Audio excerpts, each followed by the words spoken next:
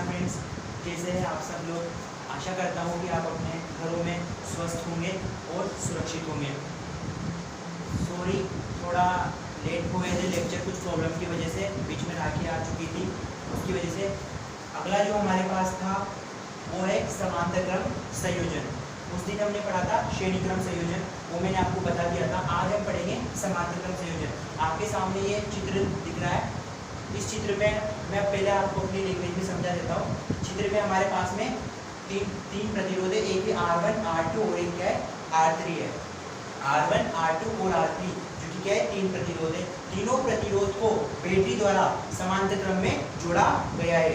यहाँ पे कुछ भी नहीं है, तीन प्रतिरोध है R1, R2, R3, तीनों को समांतर क्रम में जोड़ा गया है। समांतर क्रम में मैंने आपको सिखाई दिया था कैसे जोड़ते हैं। श्रेणी क्रम में एक लाइन में, श्रेणी क्रम में R1, R2 और R3 और समांतर क्रम में एक दूसरे के सामने R1, R2 और R3, इन तीनों को समांतर क्रम में जोड़ा गया है। अब यहाँ पर हमें क्या है, समांतर क्रम, यहाँ पे तुल्य प्रतिरोध निकालना है। तो तुल्य प्रतिरोध कैसे निकालेंगे हम?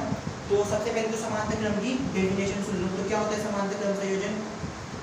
आपको यहाँ पर दिख रहा है कि जो तीनों प्रतिरोध की जो एक सिरा है, तीनों प्रतिरोध का जो सिरा है उसको किसी एक बिंदु से और दूसरे सिरे को दूसरे बिंदु से जोड़ दिया जाता है। तो ऐसे संयोजन को क्या कहा जाता है? समांतर क्रम संयोजन कहा जाता है। तो क्या होती है इसकी डेफिनेशन? सुनना, सभी प्रतिरोध तार के एक सिरे को बिंदु P से, सभी प्रतिरोध तार के एक सिरे को बिंदु P से तथा दूसरे सिरे को बिंदु Q से जोड़ा जाए तो इस प्रकार बने संयोजन को समांतर क्रम संयोजन कहा जाता है। यहाँ पर दूसरी जो सबसे मेन इंपोर्टेंट वो बात है ध्यान रखने वाली कि यहाँ पर जो धारा का जो मान होगा वो क्या होगा? अलग अलग होगा। धारा का मान अलग अलग होगा और यहाँ पर जो उत्पन्न जो विभवांतर है, विभवांतर उसका मान क्या होगा? एक समान होगा। विभवांतर का मान एक समान होगा और धारा का मान अलग अलग होगा। ठीक है, तो हमारे पास में यहाँ पर चालक तार के सिरों पर उत्पन्न विभवांतर V का तो मान क्या होगा? एक समान होगा तथा चालक तार के सिरों में प्रवाहित धारा I का मान क्रमशः I1, I2 क्या होगा? I3 होगा। यहाँ पर तो हमें यहाँ पर क्या निकालनी है? कुल धारा निकालनी है। तो कुल धारा कैसे निकालेंगे हम? डेरिवेशन में करके बता रहा हूँ आपको। तो सबसे पहले इसको नाम दे दीजिए A, इसको दे दीजिए B और इसको दे दीजिए C। तो सबसे पहले चालक तार A के लिए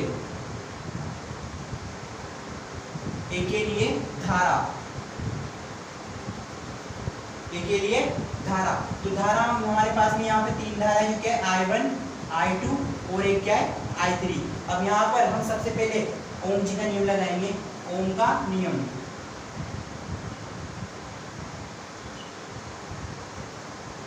तो ओम जी क्या लिखे गए थे? V = IR। तो यहाँ से हम I निकालेंगे तो I = V/R, ये बनेगा। ठीक है, अब चालक तार A के लिए हम निकाल रहे हैं तो A के लिए क्या हो जाएगी? I1 और V का मान तो एक समान है इसे, तो V/R1, ये चालक तार A के लिए। समीकरण नंबर दे दीजिए इसे 1। ठीक है, अगली है चालक तार B के लिए। तो B के लिए I2 = सेम टू सेम, कुछ भी नहीं करना, V/R2। समीकरण नंबर 2, 1 और 2 आ गए।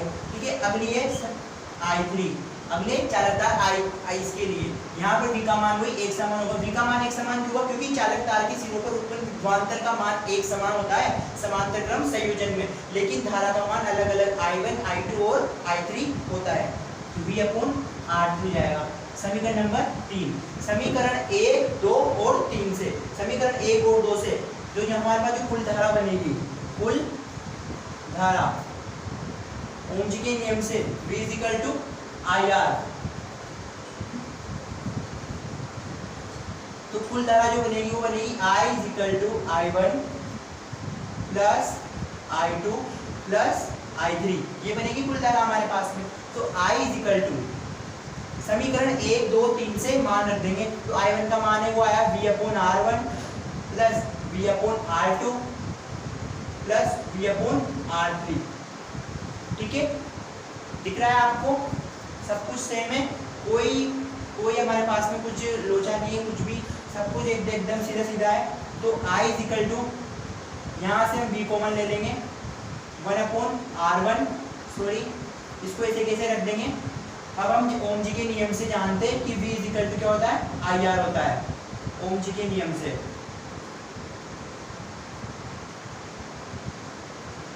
तो ये जो I का जो मान है, ये जो I का मान है ना, वो इस फॉर्मूले में अपन को क्या है रखना है। तो I की जगह बस ये वाले फॉर्मूले का मान रख दो। तो इसको दे समीकरण 1 2 3 और ये इसको दे दो 4। तो समीकरण 4 से V is equal to, I का जो मान है वो आएगा V/R1 plus V/R2 plus V/R3। बहुत इजी स्टेप है, कुछ भी नहीं है। तो V इज इक्वल टू, यहाँ से हम देख रहे हैं V कॉमन आ रहा है, V/R1 1/R1 plus 1/R2 plus 1/R3 ये। और जो V is equal to IR, जो हमारे पास में R चल ही रहा था यहाँ पे नीचे R, ठीक है। तो यहाँ पर ये प्रतिरोध नीचे आ रहा जाएगा और ये वाला आ रहा ही जाएगा, ये V। तो ये V से ये कैंसिल हो जाएगा। तो 1/R is equal to 1/R1 plus 1/ क्या बन जाएगा R2 प्लस 1/R3 हमारे पास में आ जाएगा। V is equal to 1/R1 plus 1/R2 plus 1/ क्या आ जाएगा R3 आ जाएगा। ठीक है, समझ में आ गया? ओम जी का नियम लगा है, बस V is equal to IR होता है। तो यहाँ पर यहाँ से हम क्या निकालेंगे, I का मान निकाल लेंगे। I इज इक्वल टू क्या होगा V/R, I is equal to क्या हो जाएगा V/R। इस वाले फॉर्मूले में जो सारा मान डाल देंगे, आपके पास में कुछ भी नहीं है, ये सारा मान डाल दिया अपन ने। यहाँ से ये हो जाएगा, इसको मैं इधर लिख देता हूँ थोड़ा। हमारे पास जो फॉर्मूला आया वो आया 1/R is equal to 1/R1 plus 1/R2 plus 1/R3। ये हमारे पास में क्या है, फॉर्मूला आया है। तो 1/R is equal to 1/R1 plus 1/R2 plus 1/R3। एक बार फिर से मैं आपको समझा देता हूँ समांतर क्रम संयोजन। तो समांतर क्रम संयोजन में सबसे पहले हमारे पास में तीन प्रतिरोध है, जिनके प्रतिरोध क्रम क्या है R1 R2 और क्या है R3 है। इन्हें हम समांतर क्रम में जोड़ देते हैं। तो यहाँ पर तो समांतर क्रम की जो डेफिनेशन है, समांतर क्रम की डेफिनेशन क्या है, तो सभी प्रतिरोध तार का जो एक सिरा है वह बिंदु P से तथा दूसरा सिरा बिंदु Q से जुड़ा हो। सभी प्रतिरोध तार का जो एक सिरा है वह बिंदु P से तथा दूसरा सिरा बिंदु Q से जुड़ा हो, तो उसे क्या कहा जाता है, समांतर क्रम संयोजन कहा जाता है। तो इसमें समांतर क्रम संयोजन में जो चालक तार के सिरों पर उत्पन्न विभवांतर V का मान तो क्या होता है, एक समान होता है, तथा उसमें प्रवाहित धारा I जो होती है वो क्या होती है, अलग अलग होती है। वो क्या है, क्रमशः I1 I2 और क्या है I3 है। आपको दिख रहा है, नहीं दिख रहा?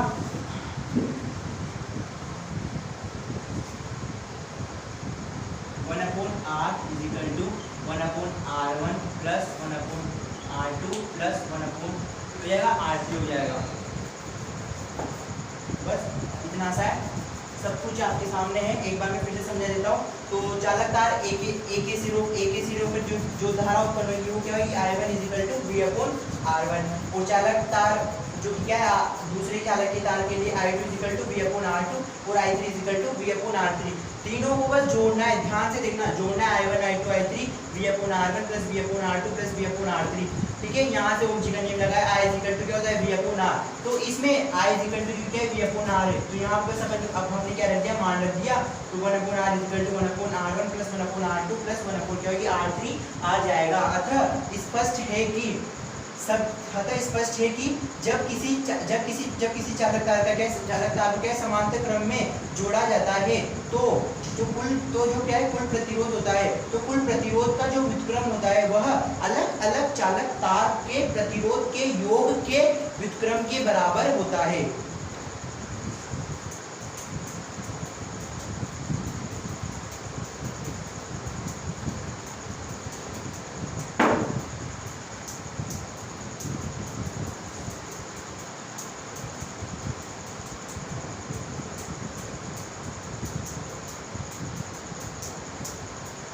हमारे पास में श्रेणी क्रम संयोजन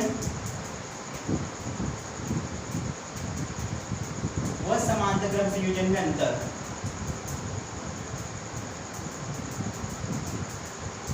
श्रेणी क्रम संयोजन और समांतर क्रम संयोजन में अंतर। तो आपने पढ़ लिया श्रेणी क्रम संयोजन क्या होता है, समांतर क्रम संयोजन क्या होता है। अब बस हम अपन को इनमें क्या अंतर लिखने हैं। तो सबसे पहला जो अंतर होगा वो है कि श्रेणी क्रम संयोजन में चालक तार के सिरों में प्रवाहित जो धारा होती है, धारा बताया था मैंने, धारा, वो धारा का मान क्या होता है, एक समान होता है। यानी कि यहाँ पर धारा का मान क्या होगा, नियत। और समांतर क्रम संयोजन में अभी लिखा अपन ने, समांतर क्रम में संयोजन में चालक तार के सिरों पर यानी कि प्रतिरोध में जो प्रतिरोध के सिरों पर जो प्रवाहित धारा होगी वो क्या होगी, अलग अलग होगी। यानी उसका मान क्या होगा, अलग अलग होगा। वो क्या कितनी थी, I1 I2 और एक थी I3। ओके। दूसरा अंतर था वहां पर जो विभवांतर है वो क्या होता है, अलग अलग होता है श्रेणी क्रम संयोजन में। और समांतर क्रम संयोजन में विभवांतर का मान क्या होता है, एक समान होता है। तो यहाँ पर जो भी होगा वो तो होगा अलग अलग,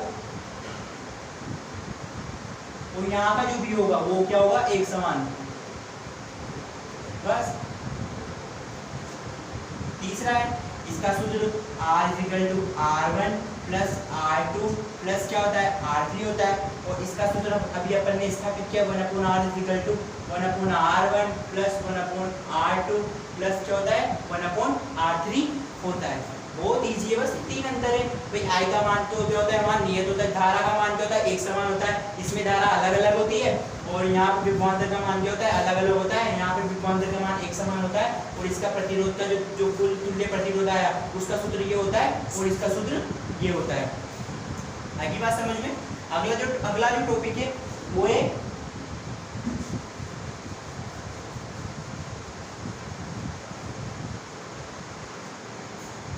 अमीटर और वोल्टमीटर में अंतर। अमीटर और वोल्टमीटर में अंतर। तो अमीटर और वोल्टमीटर में अंतर, तो अमीटर और वोल्टमीटर में बड़ा सा सीधा सा अंतर है कि इसमें क्या है, विद्युत परिपथ में इससे हम किसको नापते, धारा को नापते। इसका जो उपयोग है क्या है, धारा को मापने में किया जाता है। और वोल्टमीटर का उपयोग विभवांतर को मापने किया जाता है। विभवांतर यानी कि V को, अमीटर का तो उपयोग धारा को मापने में किया जाता है, और विभवांतर का उपयोग परिपथ में, मतलब वोल्टमीटर का उपयोग विभवांतर को मापने में किया जाता है। दूसरा अंतर है इसको सदैव श्रेणी क्रम में ही जोड़ा जाता है। अमीटर को किसमें जोड़ेंगे हम, श्रेणी क्रम में। ध्यान रखना, परिपथ में आएंगे ये। अमीटर को हमेशा किसमें जोड़ेंगे, श्रेणी क्रम में।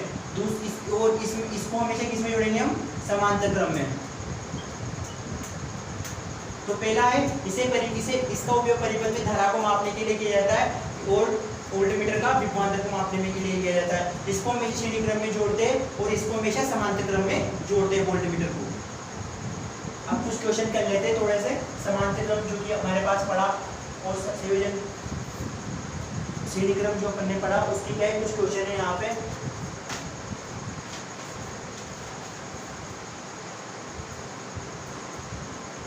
तो हमारे पास में जो फॉर्मूला आया था वो क्या था, R=R1 plus R2 plus R3। और दूसरा जो फॉर्मूला आया था वो था 1/R=1/R1 plus 1/R2 plus 1/R3। ये दो फॉर्मूले, अब इनसे मैं आपको, बहुत इजी क्वेश्चन है, नहीं हो जाएंगे अभी। तो आपके पास में से एग्जाम में से चित्र आएगा, जैसे ये चित्र है, इसमें भी क्वेश्चन है।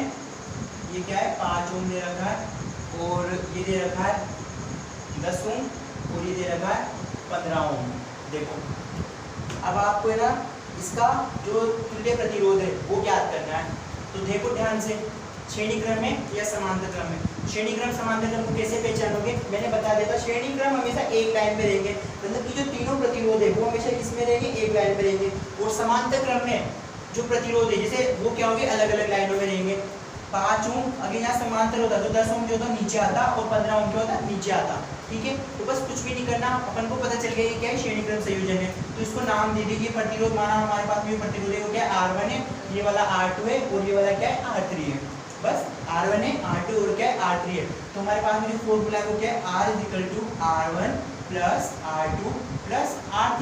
तो R= R1 का मान दे रखा है 5 ओम और इसका दे रखा है 10 और इसका दे रखा है 15 15 30। तो R इक्वल टू जो हमारे पास आएगा वो कितना जाएगा 30 ओम आ जाएगा। टोटल जो आएगा वो हमारे पास कितना जाएगा 30 ओम आ जाएगा। कितना सिंपल सा है। अगला एक और देख लो आप समांतर क्रम के लिए। हमारे पास में जो क्या है एक दे रखा है 3 ओम, दूसरा दे रखा है 3 ओम, ये दे रखा है 3 ओम, इस तरफ दे रखा है, इस तरह क्वेश्चन 3 ओम 3 ओम 3 ओम दे रखा है। तो ये दिख रहा है आपको समांतर क्रम संयोजन है, क्योंकि आमने सामने जुड़े हुए एक ही क्रम एक ही लाइन में नहीं जुड़े। तो यहाँ बस ये वाला फॉर्मूला लगाना है अपन को। 3 3 और 3 दे रखे, तो R1 का मान भी हो गया 3, R2 का मान भी हो गया 3 और R3 का मान भी 3 हो गया। फॉर्मूले में फिट कर दो 1/r जो के तुल्य प्रतिरोध निकालेंगे वो निकलेगा 1/3 प्लस 1/3 प्लस 1/3। ये निकल गया। 3 एलसीएम ले लो, 3 ऊपर आ जाएगा 1/r इज इक्वल टू 1, यानी कि r इज इक्वल टू कितना जाएगा हमारे पास 1 आ जाएगा।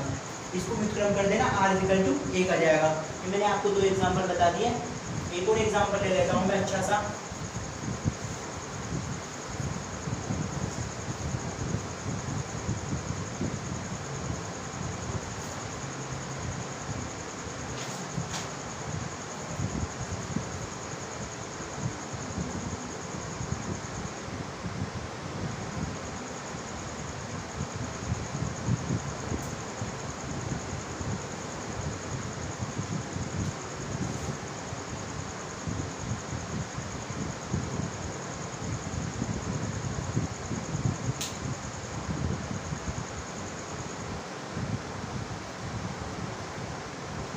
तो यहाँ पर हमें 3 प्रतिरोध दे रखे हैं, R1 R2 और R3 दे रखा है। विभवांतर यानी कि जो दे रखा है कितना दे रखा है 6 वोल्ट दे रखा है।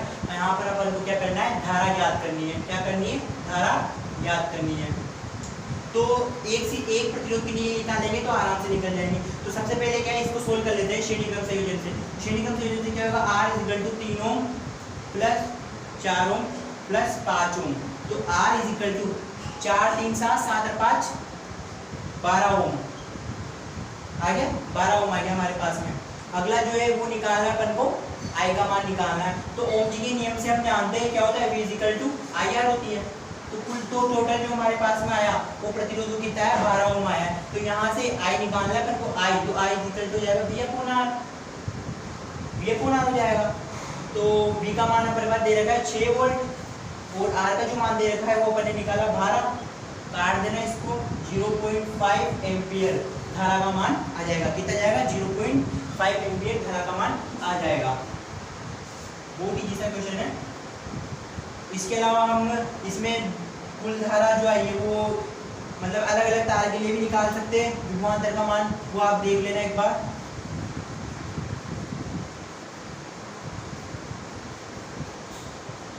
अगला जो क्या है नेक्स्ट टॉपिक वो आता है हमारे पास में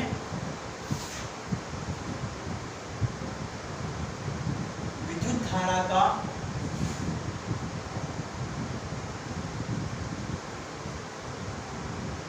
तापीय प्रभाव। विद्युत धारा का तापीय प्रभाव अगला जो टॉपिक है वो आता है हमारे पास में विद्युत धारा का तापीय प्रभाव। तो क्या होता है विद्युत धारा का तापीय प्रभाव, ध्यान से सुनना भाई। पता चल रहा है अपन को विद्युत धारा का तापीय प्रभाव।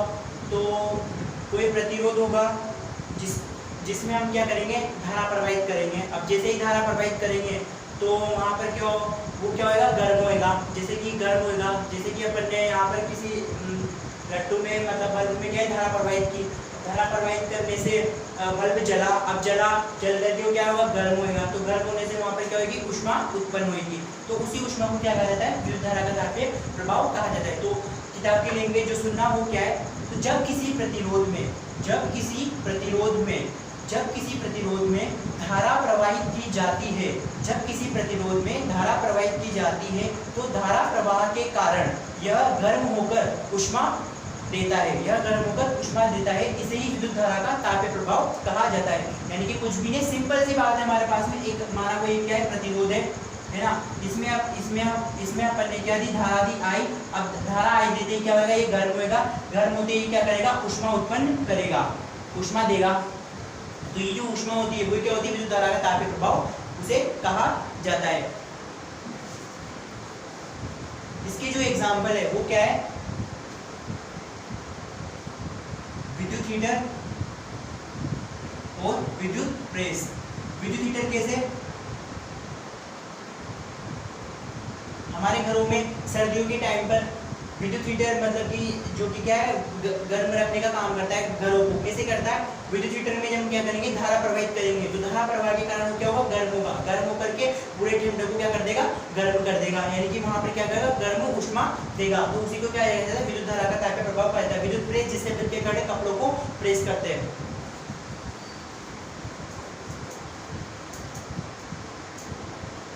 अगला जो हमारे पास में आता है वो है जूल का नियम। तो क्या की गई जूल जी, बहुत इजी है, सब कुछ इजी है, कुछ भी आप ये नहीं है, बहुत इजी है सब कुछ। बस आप ध्यान से वीडियो देख लेना और कुछ दिक्कत हो तो कमेंट में बता देना। हमारे चैनल को आप सब्सक्राइब कर ही देना। जूल का नियम, तो जूल का नियम देखना, जूल जी क्या लिखे गए थे कि अपन ने ऊपर पढ़ा विद्युत धारा के तापीय प्रभाव में, तो कि जब किसी चालक, जब किसी प्रतिरोध में धारा प्रवाहित की जाती है तो धारा प्रवाह के कारण वह ऊष्मा देता है। तो जब ऊष्मा देता है तो उसे क्या कहा जाता है, विद्युत धारा का तापीय प्रभाव कहा जाता है। तो जूल के नियम में जब किसी प्रतिरोध में धारा प्रवाहित की जाती है तो धारा प्रवाह के कारण उत्पन्न ऊष्मा, ध्यान से सुनना, उत्पन्न ऊष्मा H, क्या बोलेंगे उसको, उत्पन्न ऊष्मा H तार में प्रवाहित होने वाली धारा I के वर्ग के समानुपाती होता है। I के वर्ग के समानुपाती होता है, वर्ग मतलब उसका स्क्वायर, समानुपाती होता है। समीकरण नंबर 1, वो जो ऊष्मा है वह दिए गए प्रतिरोध तार के समानुपाती होती है, यानी कि R।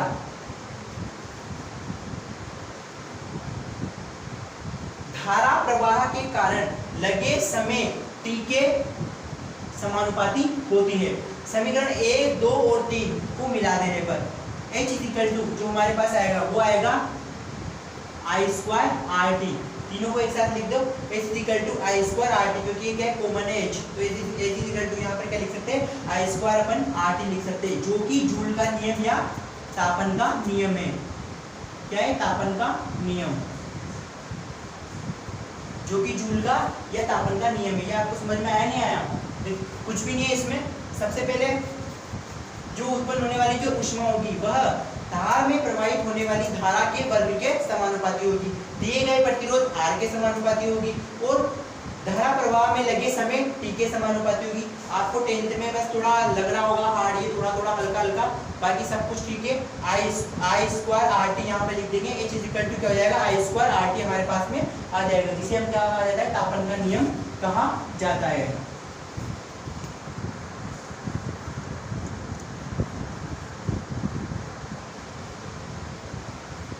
अगला जो टॉपिक आता है वो आता है हमारे पास में विद्युत शक्ति। तो आप छोटी क्लास में पढ़ के आए हैं, बहुत इजी डेफिनेशन है। कार्य करने की दर को शक्ति कहा जाता है, कार्य करने की दर को शक्ति कहते हैं। कैसे, या फिर एक डेफिनेशन और अपन लिख सकते हैं इसकी शक्ति की, वो क्या लिखेंगे, इकाई समय में किए गए कार्य, इकाई समय में किए गए कार्य को ही शक्ति कहा जाता है। शक्ति को हम किससे प्रदर्शित करते हैं, P से प्रदर्शित करते हैं। तो इसका जो अपन को मात्रक बनाएंगे, कैसे बनाएंगे, तो इसकी डेफिनेशन क्या थी, कार्य करने की दर को शक्ति कहा जाता है, या फिर इकाई समय में किए गए कार्य को ही शक्ति कहा जाता है। तो P = किए गए कार्य वो कितना होता है, W, और समय कितना होता है, T। P = कार्य का मात्रक जूल, समय का मात्रक सेकंड, जूल बटा सेकंड, तो जूल बटे सेकंड को बोलते हैं वाट। क्या बोलते हैं, वाट। तो शक्ति का जो हमारे पास में ऐसा एक मात्रक होता है वो क्या होता है, वाट होता है।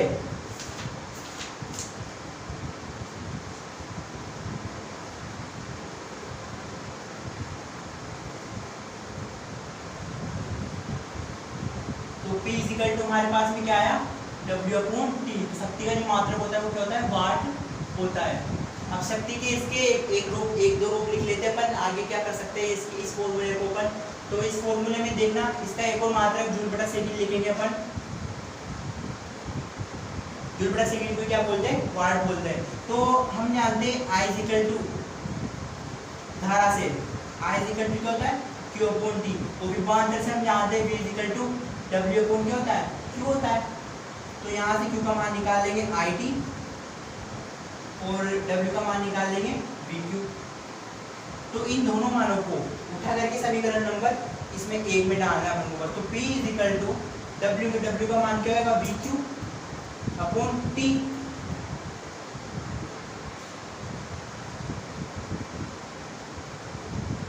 सॉरी ये होगा W is equal to V upon Q। तो V is equal to W upon Q। यहाँ पर हमारे पास में आएगा, वो आएगा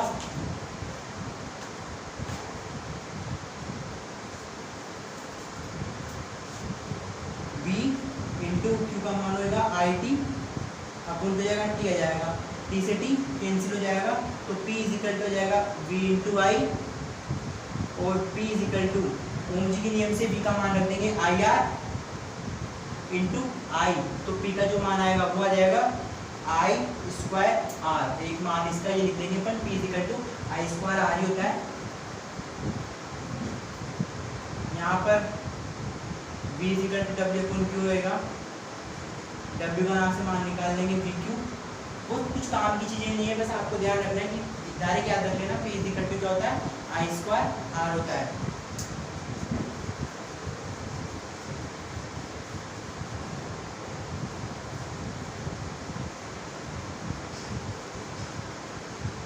तो विद्युत शक्ति का जो छोटा मात्रक होता है, विद्युत शक्ति का छोटा मात्रक, तो विद्युत शक्ति का जो छोटा मात्रक होता है, तो विद्युत शक्ति का जो छोटा मात्रक होता है वो क्या होता है, जूल बटा सेकंड, जिसको क्या बोलते हैं अपन, वाट। अब विद्युत शक्ति के कोई दो बड़े मात्रक लिखने हैं, तो विद्युत शक्ति के दो बड़े मात्रक में सबसे पहले आता है किलोवाट। क्या आता है, किलोवाट, यानी किलोवाट। विद्युत शक्ति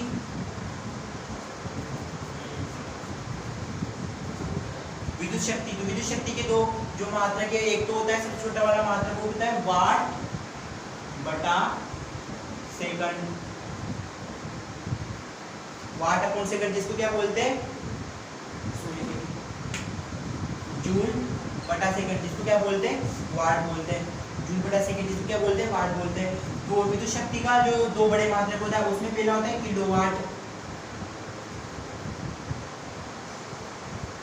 किलोवाट, दूसरा होता है मेगावाट,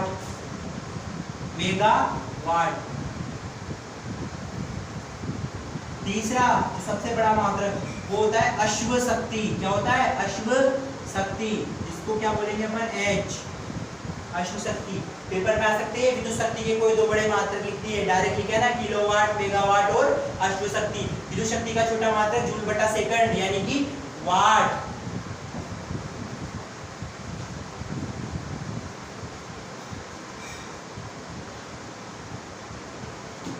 अगला है हमारे पास में विद्युत ऊर्जा। अगला जो टॉपिक आएगा वो क्या आएगा, विद्युत ऊर्जा। तो विद्युत ऊर्जा में कुछ भी नहीं है, विद्युत शक्ति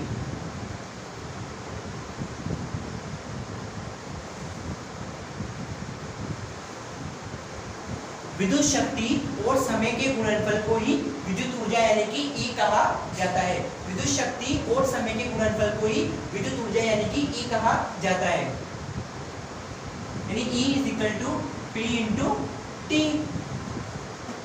बस P इंटू T। विद्युत ऊर्जा की क्या डेफिनेशन रहेगी, तो विद्युत शक्ति और समय के गुणनफल को ही विद्युत ऊर्जा कहा जाता है। कितनी सिंपल सी डेफिनेशन है। आज के लिए इतना ही। मैं आपको फिर से एक बार समझा देता हूँ क्या क्या पढ़ा अपन ने। सबसे पहले अपन ने पढ़ा था समांतर क्रम संयोजन। समांतर क्रम संयोजन में कुछ भी नहीं लेना, अपन को तीन प्रतिरोध लेने, R1, R2 और R3। तीनों को समांतर क्रम संयोजन में जोड़ देना है। समांतर क्रम संयोजन क्या होता है, जिसका सभी प्रतिरोध तारों का एक सिरा एक बिंदु से तथा दूसरा सिरा दूसरे बिंदु से जुड़ा हो। वहाँ पर धारा का मान क्या होता है, अलग अलग होता है, और विभवांतर का मान क्या होता है, एक समान होता है। हमने सूत्र स्थापित कर लिया था, उसके बाद अपन ने क्वेश्चन करे थे। उसके बाद अगला टॉपिक पढ़ा था अपन ने विद्युत धारा का तापीय प्रभाव। विद्युत धारा का तापीय प्रभाव, विद्युत धारा का तापीय प्रभाव में कुछ भी नहीं है। जैसे ही अपन जैसे अपन प्रतिरोध में क्या धारा प्रवाहित करेंगे तो धारा प्रवाह के कारण वहां पर वो क्या होगा, गर्म होगा, गर्म होकर के ऊष्मा देगा, तो उसे क्या कहा जाता है, विद्युत धारा का तापीय प्रभाव कहा जाता है। उसके बाद अपन ने पढ़ा था जूल का नियम। जूल का नियम, तो जूल के नियम में हमारे पास में सबसे पहले आता है H जो होता है वह प्रवाहित धारा I के वर्ग के समानुपाती, दिए गए प्रतिरोध R के समानुपाती और टाइम के समानुपाती होता है। तीनों को मिला के लिख देंगे। H जो आएगा हमारे पास वो आएगा I² RT। उसके बाद हमने अगला जो पढ़ा था वो पढ़ा था विद्युत शक्ति। विद्युत शक्ति तो कार्य करने की दर को ही शक्ति कहा जाता है। वो दीजिए सब कुछ, कार्य करने की दर को ही शक्ति कहा जाता है, बस। ओके, उसके बाद हमने पढ़ा विद्युत ऊर्जा। तो विद्युत ऊर्जा की जो डेफिनेशन थी वो क्या थी, विद्युत शक्ति और समय के गुणनफल को ही विद्युत ऊर्जा कहा जाता है। अगले लेक्चर में हम पढ़ेंगे। आज के लिए बस इतना ही। जय श्री कृष्ण।